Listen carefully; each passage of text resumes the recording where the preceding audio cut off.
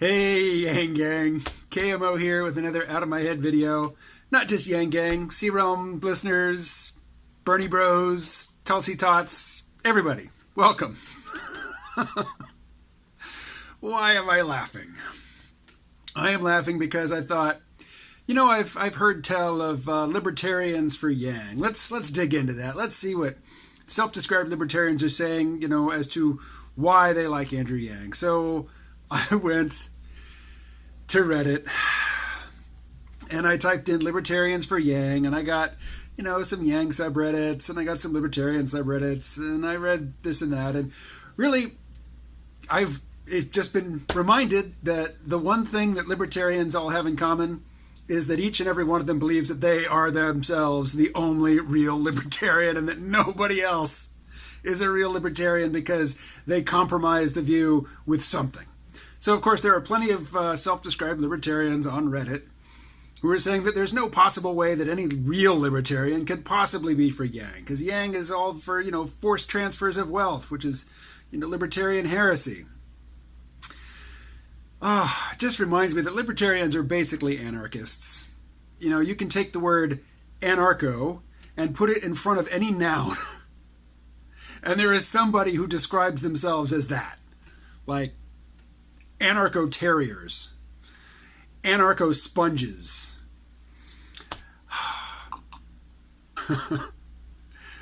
It basically going and reading libertarians battling with one another over who is and who isn't a libertarian and whether or not they could possibly support Andrew Yang.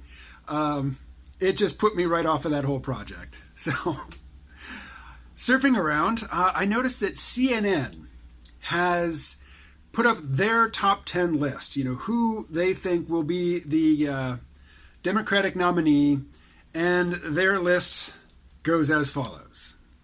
All right, so according to CNN, here are the folks most likely to win in order, top 10. Number 1, Joe Biden, the Gaff Master. Number 2, Elizabeth Warren, I'll say anything. Number 3, Kamala Harris, lock him up and use him as slave labor. Tied for number 3, Bernie Sanders, my senator. Number 5, Pete Buttigieg. Number 6, Mr. Wall Street, Cory Booker. Number 7, the business as usual candidate who isn't the former vice president. Number 8, Beto O'Rourke. Suppose I should say something about Beto. I was in Texas a few months ago, and I talked to some Texans, and they like Beto. I'll leave it at that. Julian Castro. According to my most recent podcast guest, Julian Castro is the race baiter extraordinaire. And finally, Tom Steyer. Who? Tom Steyer. He hasn't even qualified for the next debate. Where's Andrew Yang on the list? He's qualified. Okay, CNN. Whatever. So I thought, okay, Andrew Yang's an entrepreneur. This Tom Steyer guy's an entrepreneur. I should learn something about him. So I thought, well, I'll just do some reading. And I did some reading, and it turns out that he's a self-funded candidate, which is to say he just spent like $3 million of his own money blitzing Iowa with his advertisements to gain some popularity and try to get on the debate stage. Andrew Yang's got some money as well. He could be self-funding, but he's not doing that. Why? Because you can't win the presidency without some support. You need a group of hardcore supporters who really like you and who are willing to put their money where their mouth is. Anyway, I thought, what the heck?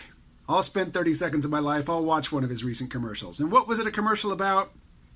It was him sitting on a stool, holding up the Mueller report saying, let's impeach Trump. Come on. That offers nothing to anybody. Screw that guy. So, take off that negativity and throw it away. So, who is not yet qualified to be in the next debate? Well, that Tom Steyer dude, but also Tulsi Gabbard, who I like, and I know that a lot of Yang supporters like her as well. In fact, for a lot of folks, the dream ticket is Yang and Tulsi. Sounds good to me. But that brought me to a New York Times piece, which was warning that just one more candidate, if they qualify, then we're going to get the next debates, the Houston debates next month, September, will be split into 2 nights, as have been the last 2 debates. And while it would be pretty cool if Andrew Yang were standing there on stage, in that final 10, when the field had been narrowed down to the point where only 10 people qualified to be on stage and Andrew Yang was one of them, that would be a powerful symbol. That would be great. But I'd really like to have Tulsi Gabbard on stage.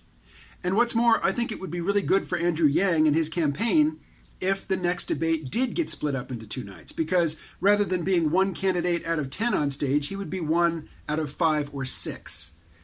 And he would, either he would get more time to talk, or it would be that much more obvious that, the host network, whoever it is deliberately snubbing him, is deliberately not giving him the opportunity to present his message to the American people.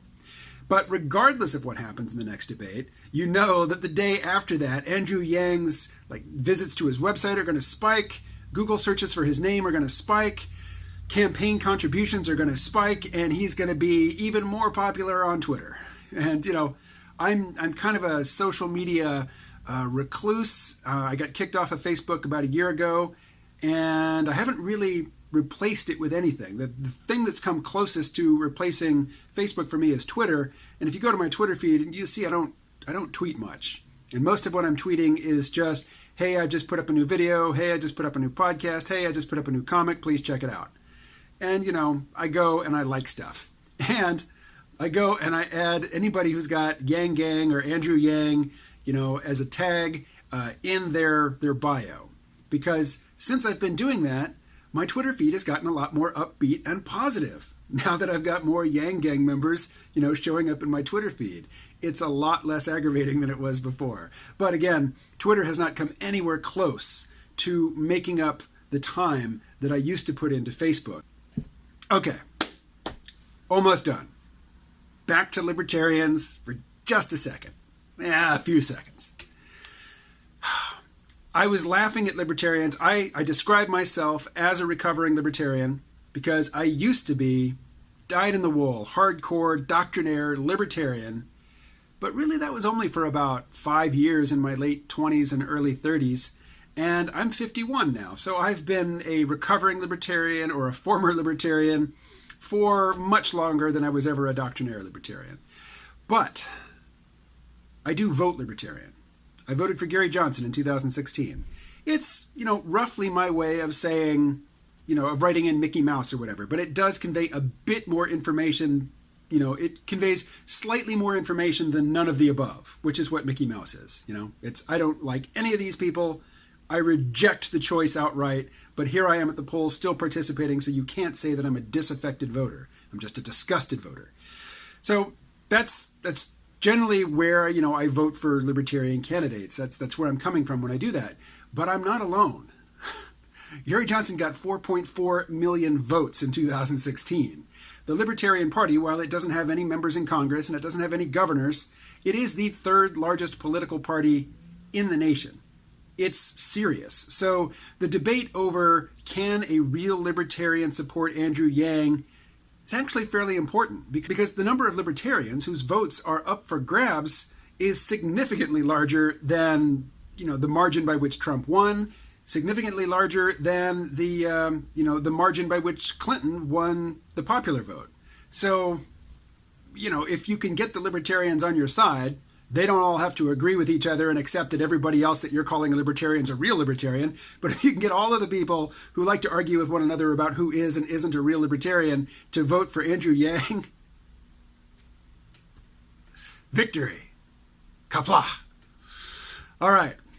That is all. I will talk to you again tomorrow, but I'll be at the TV station with Colin. So if you have any questions for me and Colin, you can post them here or send me a tweet or post them to last Friday's video. So if you're scrolling back through my feed, it's the one where there's 2 people sitting behind a desk. That's the format for Fridays. Okay, talk to you then. Stay well.